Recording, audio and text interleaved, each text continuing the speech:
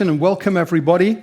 I wonder if I could begin this morning, as I sometimes do, by sharing with you a funny story.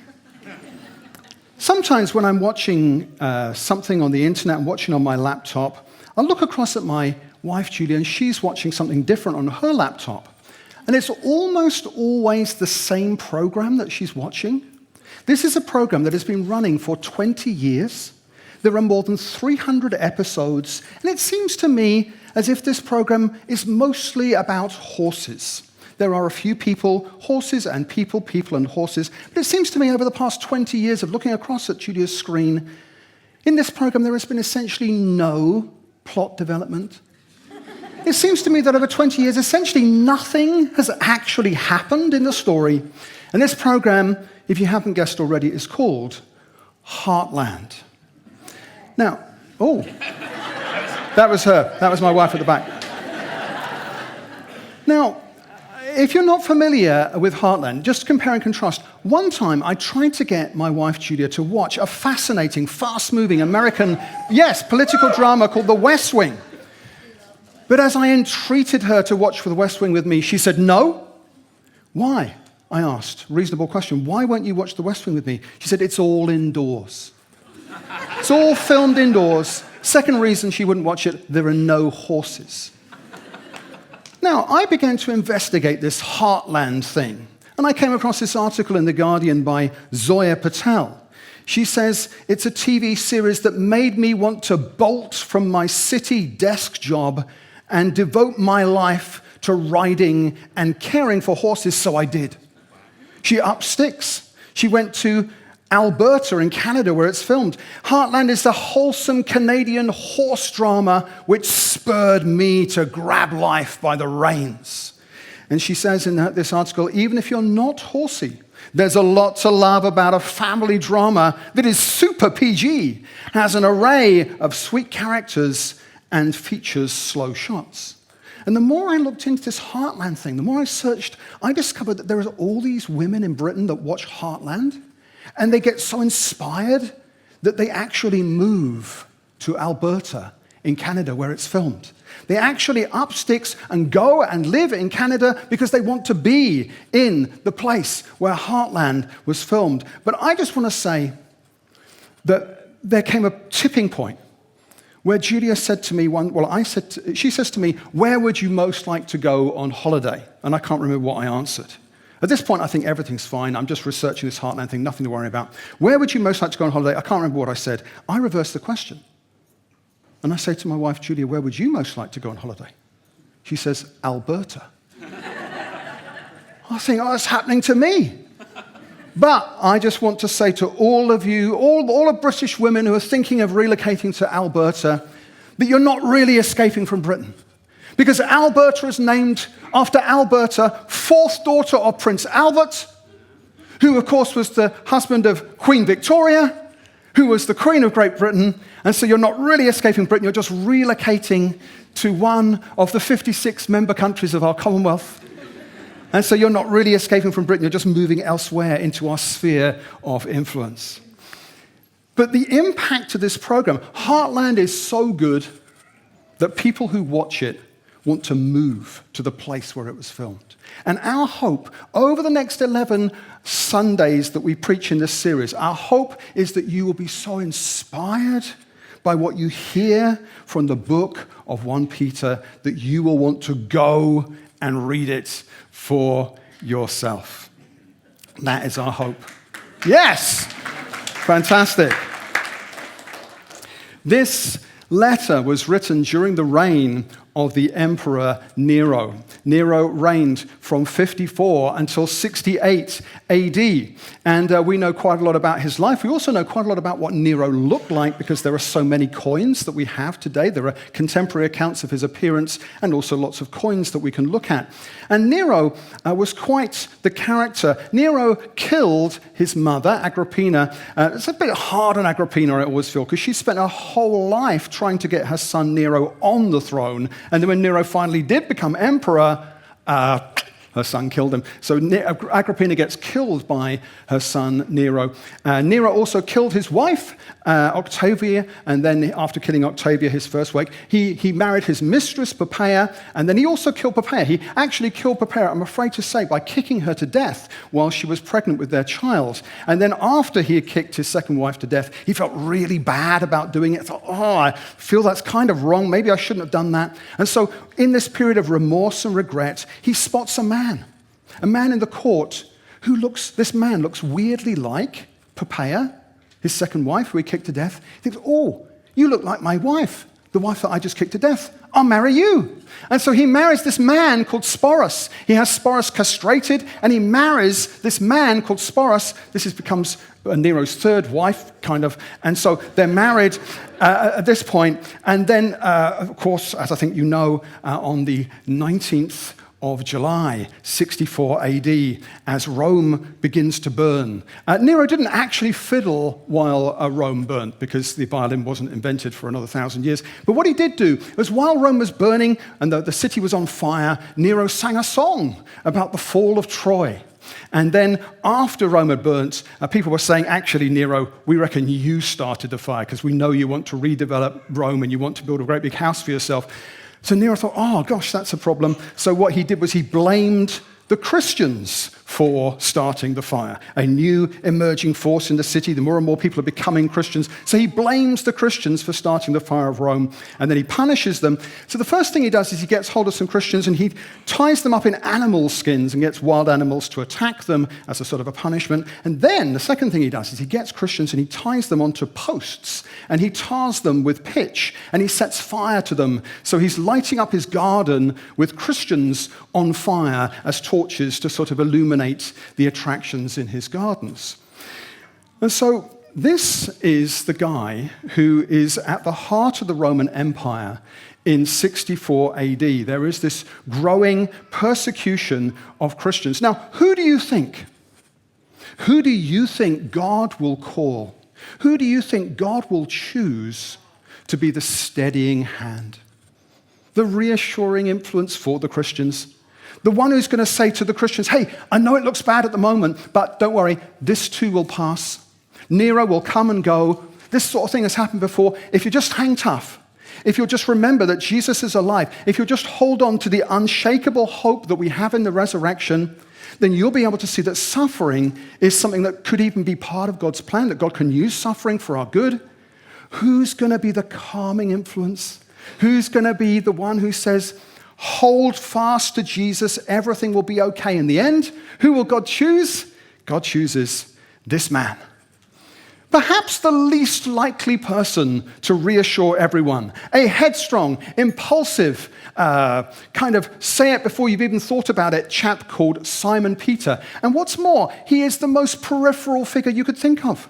He lives 1,500 miles away in Bethsaida. He's kind of in the middle of nowhere.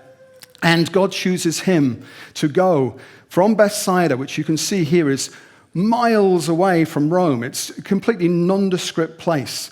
And God chooses to put him at the heart of the Roman Empire. I don't know whether you feel your life's kind of peripheral. I don't know whether you feel, well, God's not really going to use me to change the world. I mean, if God was going to change the world, he'd probably choose somebody important. This guy, when he's in front of the Sanhedrin, they refer to him as idiotes. That's the word in the Bible about Peter. Unschooled, ordinary men. Just a normal bloke. He's a fisherman, and he's living 1,500 miles away from the center of power. But God brings him to the heart of the Roman Empire, and he's God's man for this moment to reassure the Christians. Steady hand on the tiller. Hold on to Jesus. It's going to be okay in the end.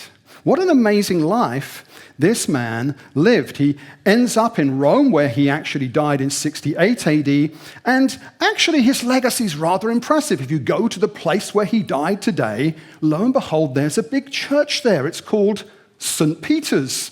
And if you go underneath the Basilica of St. Peter, yes, During the Second World War, excavators discovered there is a bone box underneath the Basilica of St. Peter. It's a man, the bones of a man who, yes, was alive in that first century. He actually died in his 60s, and around the bone box, there are these early Christian graffiti from very early on, says things like, Peter is here. So we know that from a very early date, Christians were revering this spot as the place where Peter died. And do you know what's ironic about this, folks? This is the very same place where one time Nero used Christians as torches to light up his garden. And now we find this church in Peter's honor there at St. Peter's in Rome. So 1 Peter is a letter written from Rome to northern Turkey, to Christians living in Bithynia, Asia, Galatia, Cappadocia, and Pontus. And the reason why we can be sure about this is because in the very first couple of verses we read these words. I'm going to read just 2 verses of the letter today. We're going to do the whole book over 11 weeks. I'm going to read 2 verses, but I'm only going to preach on the first 5 words. This is just an introductory talk to the author of our letter. Here we go. Peter, an apostle of Jesus Christ, to God's elect exiles scattered throughout the provinces of Pontus, Galatia, Cappadocia, Asia, and Bithynia, who have been chosen according to the foreknowledge of God the Father through the sanctifying work of the Spirit to be obedient to Jesus Christ and sprinkled with his blood, grace and peace be yours in abundance. You see, there's the reassuring tone. It's going to be okay. Jesus is alive. We're going to get through this. So what makes us think that this letter was written from Rome? Well, it's the way that Peter finishes the letter. We're now just checking in on the very last couple of verses where Peter says, as he signs off, she who is in Babylon, chosen together with you, sends you her greetings, and so does my son Mark. Mark is the author of Mark's gospel. Greet one another with a kiss of love. Peace to all of you who are in Christ. Now, this was a code word. Have you ever sent somebody an email or a text message or a WhatsApp message, and when you're actually typing, you think, oh no, I won't actually say the word, because what if somebody else sees my email or oversees what I've written? So you use another word, not the word, but you know that whoever's on the other end of your message is going to get it, but you don't want if your message is intercepted, you don't want to rumble. So this was like a code word for the early Christians. In Revelation 17:9, we read about Babylon, a city on 7 hills. Well, hang on, Rome was, as you know, founded upon 7 hills. So in 586 BC, Israel had been invaded by this force, this place from Iraq, Babylon. They'd come down and invaded Israel. And so these people likened what was happening with Rome. Rome's invaded us. And so living in the Roman Empire for these people was like living in the Babylonian Empire. So we've got no reason to think that Peter ever visited Iraq, but we've got lots of reasons to think that he visited Rome. And so it's written from Rome, we think, around 64 AD, when this persecution under the Emperor Nero was just beginning to heat up, and even the Christians in Turkey were feeling the heat rising upon them. And so this morning, folks, we're going to look at the life of Peter, see what lessons we can learn. Our message is entitled, Jesus Has More in Store for You. And we're going to make 5 points. I'm going to tell you now what our 5 points are going to be. Peter could have given up after misunderstanding suffering, but he didn't quit. Secondly, Peter could have crumbled under condemnation. Instead, he preached boldly. Our third lesson is going to be that Peter could have disqualified himself, but instead he embraced restoration. Fourthly, we'll see that Peter could have become defensive and bitter, but instead he remained teachable. And fifthly, we'll see that Peter could have resented the new leader of the early Christian church, but instead of resenting that person, he honored him. And funnily enough, these 5 traps or 5 holes are also the 5 holes, or perhaps thinking about the local elections, we could say the 5 potholes that Christians are most likely to fall into. They are, as we just said, firstly, misunderstanding. Have any of these ever been a problem for you? I know they have been for me. Secondly, condemnation. That's another trap Christians fall into. Thirdly, self-disqualification, where Jesus hasn't disqualified you, but you disqualify yourself. Thirdly, defensiveness. And then fifthly, rivalry. And these have all been a problem for me in my life. I don't know if these have ever been a problem for you, but if they have, maybe this message will help you as we see that Jesus has more in store for you. So let's look at our first point, our first lesson from the life of Peter, which is that he could have given up after misunderstanding suffering. Come with me, if you will, to Caesarea Philippi. This is the most northerly place that Jesus ever visited. We're close to the Syrian border. We're close to the Lebanese border. There are the shrines to the Greek gods. In fact, you can see the remains of these shrines even today. And Jesus is having a conversation with his followers. This is what happens. From that time on, Matthew 16 says, Jesus began to explain to his disciples that he must go to Jerusalem and suffer many things at the hands of the elders, the chief priests, and the teachers of the law, and that he must be killed and on the third day be raised to life. Peter took him aside and began to rebuke him. Never, Lord, he said. This shall never happen to you. Let's stop all this defeatist talk right there. Let's nip this in the bud. You're not going to get crucified, Jesus. You're not going to get killed. No. You, Jesus, are going to have a long and happy life. You're the Messiah of Israel. You're going to move to Jerusalem. You're going to be sitting on David's throne. I'm not having any of this negative chat, Jesus. Peter rebukes the Son of God. And what happens next is, let's just go to our next point, because we're going to go to the next verse, which is that Jesus turned to Peter. This is the immediate response from Jesus. And he says, "Get behind me, Satan. You are a stumbling block to me. You do not have in mind the concerns of God, but the things of men." Wow. Now, I don't know whether you have ever been called in for a meeting with a church leader. I don't know if you've ever been sat down and told something by someone with spiritual authority, something you are told by this Christian leader that you do not want to hear. I don't know if that's ever happened to you, but can you imagine this? Can you imagine Jesus, the Son of God, looking at you and saying that you're Satan? Get behind me, Satan. Can you imagine how Peter must have felt? Oh my goodness. But Peter gets beyond this. How does he do that? Well, he understands that this is not a rejection of him as a person. You know, as they leave Caesarea Philippi, it's not like there were 12 disciples, but after Peter's mistake, there's only 11, and Peter's like left at Caesarea Philippi and never. No, he's still part of the 12. It's what he said that's rejected. This suffering-less Christianity, this cross-less Christianity, this bigger, better, faster, stronger Christianity, that's what's rejected. It's not the person. Peter understands, I'm not being rejected. It's what I've done, it's what I've said that's being rejected. And that's his first victory. He could have crumbled under this condemnation. I think I would have done. But he didn't. In fact, we're going to go on and see that he preached boldly for Jesus. Next, famously, we'll see how Peter could have disqualified himself after he denied 3 times at the trial of Jesus that he even knew Jesus. I think you know the story. The first time, the first denial, there's this servant girl who says, "You're one of them. I saw you with Jesus of Galilee." He denies it. He says, "I don't know what you're talking about." So he's warming himself around the charcoal fire. There are only 2 charcoal fires in the New Testament. There's this one, and then there's one, John 21, the restoration. That's the only time you see the word charcoal. So this is the first denial. It's the servant girl who says, "I recognize you. You are one of them." He says, "I don't even know the man." Second denial, different servant girl, same rap. This fellow was with Jesus of Nazareth. This time he denies it, but with an oath. So he's upping the ante. "I don't know the man." So it's at the gateway. Different servant girl, same response. "I don't know Jesus."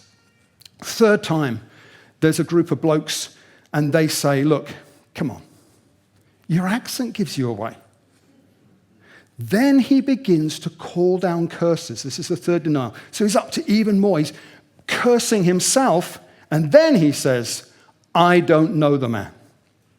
So he's cornered, and he denies 3 times that he even knows Jesus. Next verse, immediately a cock crowed.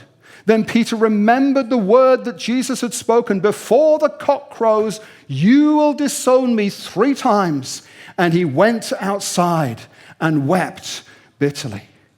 And I have to say to you, ladies and gentlemen, that if this had been me, I think I would still be there in a crumpled heap at the palace of Caiaphas. I think I'd still be sitting there on the floor, wiped out by my own failure. But no, Peter embraced restoration. He is not still there. You know where he is. He ended up in Rome. He changed the world. How come? I think Peter understood something about the plan and purpose of God through failure. Before the denial, in Luke 22, Jesus says, before the denial even happens, Peter, I've prayed for you. Remember, he's already predicted 3 times you'll deny me. And when you turn back, Jesus is already talking about the rest of Peter's ministry career after his failure. When you turn back, when you repent, after the failure, strengthen your brothers. Amazing. I mean, let's get our heads around this. Jesus already knows the very worst that there is to know about Peter. He already knows that Peter is going to deny 3 times that he even knows him. At the moment when it really matters, at the trial of Jesus Christ, Jesus already knows Peter's going to let him down, he's going to fail, he's going to deny 3 times. That he even knows Jesus after everything that Jesus has done for him. Jesus knows the worst that there is to know about you. Jesus knows the worst thing that you will ever do in the future. He already knows about it, and still, he's in. He has a plan for your life. Look at the future plan. After you've turned back, he's given instructions about the rest of Peter's ministry career. Strengthen your brothers. God's got a plan for you beyond our failure, beyond the mistakes that we make. God has more in store for you. I hope this encourages you. And because of this, Peter embraced restoration. John 21, he embraces the restoration he receives from Jesus when he has breakfast with his disciples. You could disqualify yourself. Jesus comes to you with breakfast. God has a plan for your life. He's got more in store for you. And look what happens. Acts 2. This man who was in a crumpled heap, who denied 3 times that he even knows Jesus, now, a few weeks later, he's standing up in Jerusalem. He preaches the most famous sermon in the history of the Christian church. He preaches on the day of Pentecost. An amazing message all about the life, death, and resurrection of Jesus. Thousands of people receive the Holy Spirit. Thousands of people are converted. The Christian church is launched. And then, next we see, in the next slide, Acts 5. We see Peter going on, and he's walking through the streets of Jerusalem, and the sick are laid people brought their invalids and they're sick, and they laid them along the street, hoping that Peter's shadow might fall on their sick and diseased and paralyzed relatives. And everyone upon whom Peter's shadow fell was healed. This is the most amazing thing. This guy is full of the Holy Spirit. Now, how has this happened? It seems to me that there's a clue in Acts chapter 3. You see, originally, this guy Peter, it's all about him. This will never happen to you. I'm in charge. Jesus, you're not in charge of the rest of your life. I'm going to call the shots. You're not going to go to Jerusalem. You're not going to be crucified. That's the thing he says. Another thing he says is, look, Jesus, just so you know, even if all these blokes fall away, I never will. It's all about him. When Jesus is being arrested, the very thing that Jesus said must happen, Peter wants none of it. What does Peter try and do? He tries to kill one of the people arresting Jesus. And I know he cut off Malchus's ear, How many of you know he wasn't aiming for the ear? Yeah? He was trying to actually have a more effective, he was trying to defend Jesus. Yeah, okay, he caught the guy's ear. So it's all about him. I know what's supposed to happen, but now it's not all about me. It's all about him. So when Peter and John are at the Gate Beautiful, and there's this crippled beggar, silver and gold I do not have, but what I have I give to you in the name of Jesus Christ of Nazareth, walk. And the guy stands up and walks. Amazing healing. All these people, understandably, this guy's been crippled from birth. This bloke has never walked. He's an adult who's never walked. He's visible every day. You see this bloke in the temple begging. Now he's jumping around. What are you going to do? You're going to run and see what on earth's going on here. Who's done the miracle? And so they stare at Peter. And what's Peter's response? Why do you stare at us? As if by our own power or godliness, we had made this man. We've had nothing to do with this. It's Jesus who's done the healing. Do you see the change? It was all about me. Now it's all about him. This is how he got beyond all these setbacks. This is how he didn't give up. This is why Jesus is more in store for you. Because this is the way forward for Peter. And so he's lost interest in his own trajectory. He's lost interest in his own career. He's lost interest in his own plan for his life. Now he's just submitted to Jesus. This is the way of discipleship. What an amazing journey this man went on. So he could have disqualified himself, but instead he embraced restoration. 21 years ago, I preached for the first time in a football stadium. And there were 5,000 people there, and the idea was, it was a massive evangelistic event, and it was quite a lot of pressure, to be honest, or it felt that way at the time, and we had this idea. The plan that I had was that we would pray for people to be healed before we ever preached and before we ever gave an invitation for people to respond. And amazingly enough, not only were many people healed, but there was one outstandingly clear immediate healing testimony. Somebody was immediately healed, and we were able to demonstrate the power of it, and it had a big impact. And so after this healing, when I gave the invitation at the end of the sermon for people to respond, hundreds of people came to Christ. In fact, you can see some of them at the bottom of that photograph. And so at the end of this event, I drive home from the stadium quite late at night. Julia, my wife, and our 2 young children at the time, we only had 2 of our 4 children alive at this time. She'd already been and gone, so she was there for this, and she's gone home, and we're staying in this caravan. And I'm going back to the caravan after this. And to be honest, I mostly felt relieved. But I thought, as I go back to the caravan, Julia will greet me, and maybe she'll say something like, well done. Or maybe she'll say, well done, you did a really good job tonight. Best case scenario, I go back to the caravan, and she says, do you know, I was really proud of you tonight. That's the best case scenario. So I go back to the caravan. I'm feeling mostly relieved, but pretty euphoric. She opens the door of the caravan. She looks at me, and she says, it's your turn to clear up the sick. Because it turns out that one of our 2 kids had vomited, and it was actually in the caravan. It says vomit in the caravan, and it was actually my turn to clear up the vomit in the caravan. Why do you stare at us as if by our own power or godliness this man stands before you healed? No, it was by the hand of Jesus. This is a God thing. It's not about you. It's all about him. 4th lesson from the life of Peter is that he could have become defensive and bitter, but instead he remained teachable. Now, in Galatians 2:11, we read Paul saying these words, when Peter came to Antioch, this is now 49 AD, I opposed him to his face because he was clearly in the wrong. Oh my goodness, what is happening here? What's happening here is that whereas Peter has been told quite clearly by God, this is the whole of Acts 10 is about this, and half of Acts 11 is all about this. God has gone to a lot of trouble to explain to Peter, look, the people becoming Christians from a Gentile background, they don't have to obey all the Jewish food laws. Do you get it, Peter? He has a vision. It's explained to him through a miracle. The Holy Spirit comes on a Gentile household of Cornelius. God's gone through a lot of trouble to get this message through. So Peter was eating, as he should have been, with the Gentile Christians. But now, oh my goodness, he's now gone all holier than thou. He's removed himself. Oh no, I'm more holy than you lot. I'm going to sit at a separate table. And Paul, of course, is having none of it. When Peter came to Antioch, I opposed him to his face because he was clearly in the wrong.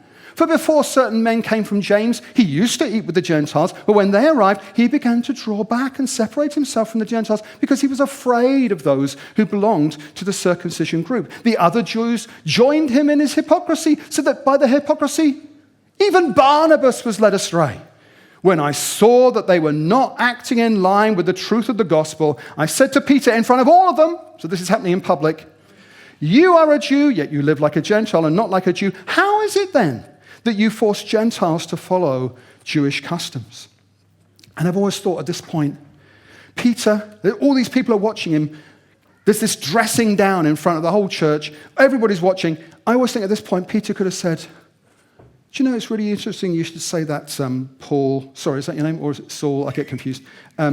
Saul. Do you remember that time? Hey, Saul, do you remember that time when we were on the Lake Galilee? And do you remember that time when the storm blew up? Yeah, we were on the boat. And then Jesus says, peace, be still. And immediately the sea was calm. Do you remember that, Saul? Oh, no, you don't, because you weren't there. Or how about that time when we're in the same boat, same situation, we're on the Lake Galilee, and then Jesus comes walking on the water. Do you remember what happened? I got out of the boat, and I, Peter, also walked on the water, even though I'm not God. I walked on the water. Do you remember that? Oh, no, you don't, because you weren't there. Oh, but Saul, you were there in the early church when our brother Stephen was preaching the gospel. And then the Jews picked up stones and stoned Stephen to death. You were there for that, weren't you, Saul? Oh, yes, because I saw you there. Because actually all those blokes, they laid their coats at your feet because you were cheering on the people who murdered Stephen. Because why were you doing that? Because at that time you were killing Christians for a living, Saul. So, who are you to talk like that to me? Peter could have said. But no, we see Peter is not interested in himself. He accepts this as a rebuke that was entirely correct. It was a gospel issue. He had compromised on a gospel truth, and he accepts it with grace. He remained teachable. Is that true of you? Are you teachable? When people say things to you that you don't want to hear, are you gentle? Do you receive it like Peter did? Or do you get your back up and become defensive and bitter? God has more in store for you. And Peter keeps receiving from God because he's no longer interested in my way, my ministry, my thing. He's entirely open, and it's all about Jesus. Our fifth and final lesson from the life of Peter is that he could have resented the new leader of the Christian church in Acts 15, but instead, Peter honored him. This business about the food laws, the Jewish food laws, it comes to a head, and they have this big council where they're going to decide once and for all. They're actually going to send out a letter to all the churches laying down the final decision. Everybody's there. Peter's there. Paul's there. Barnabas is there. And they all have their say. And then we come to this moment where finally somebody's going to stand up and make the decision. And guess who it is who leads the church? When they finished, James spoke up. James. But listen to the tone of what he says. It is my judgment, James says, therefore, that we shouldn't make it difficult for the Gentiles who are turning to God. James leads the church. And now this is absolutely fascinating. Because in this moment, Peter's sitting there listening to James lead the church and make the decision. And of course, at this point, Peter could have said to James, hey, James, where were you? Where were you for those 3 years when we were sleeping out under the stars, when we were driving out demons and healing the sick and raising the dead? Where were you? Oh, yeah, you were back at Nazareth. You didn't even believe in your brother Jesus. You didn't even believe that he was the Son of God. Hey, I've always wanted to ask you, James, you know those first 30 years of Jesus' life when he was knocking around a carpenter's shop? You know how your brother never did anything wrong? Did you not think that was a bit weird? Because my brother Andrew was always doing stuff wrong. He was always sinning, but your brother never sinned. Did you never think that was a bit unusual, James? He could have said, hey, James, let me just try this one on for size. I'm going to relay a conversation to you, James. See if this rings any bells. We were at Caesarea Philippi with your brother Jesus. And Jesus says to the disciples, who do people say the Son of Man is? And we reply, well, some say John the Baptist, others say Elijah, and still others Jeremiah or one of the prophets. What about you? Who do you say I am? And then I reply, James, you are the Christ, the Holy One of God. You're the Messiah. And then your brother says to me, you are Peter, and on this rock I will build my church, and the gates of Hades will not prevail against it. Flesh and blood hasn't revealed this to you, Peter. It has been revealed to you by your Father, and here are the keys of the kingdom of heaven. And whatever you bind on earth will be bound in heaven. Whatever you loose on earth will be loosed on heaven. Hey, James, who do you think Jesus was speaking to?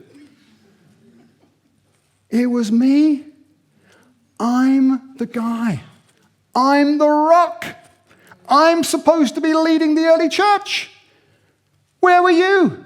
You didn't even believe in your brother until after he rose from the dead. 1 Corinthians 15, you get a resurrection appearance. Who do you think you are? But this is the man who God chose. God chose James to lead the early church. And rather than Peter getting all uppity about it and throwing his weight around, he just honors James. Is that true of you? You're leading something, somebody else comes in. Do you honor that person? Or do you feel a bit like your nose has been put out of joint? My goodness.